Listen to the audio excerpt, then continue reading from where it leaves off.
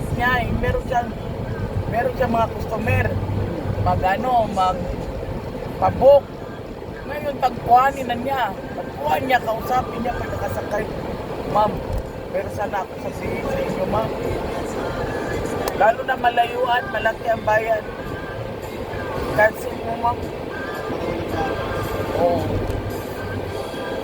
Ngayon, na-detect ng ano kaya in-drive.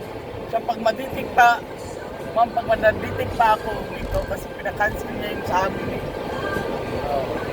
Na-detect siya. Pag na-detect ako dito, wala na akong ano. Wala na daw siyang ano, pag na-detect na, last na lang daw niyang alas ang in-drive. Pag na-detect pa ako nito, wala na, maghintay na lang ako sa tawag ng mga customer dito. Kasi yung mga customer, binibigyan niya ng number eh. Meron din siyang ano na, yung mga customer talaga araw-araw, sundo. Kaya pag na-detect pa daw siya sa in-drive, doon na lang daw siya asa sa mga ano, tawag-tawag.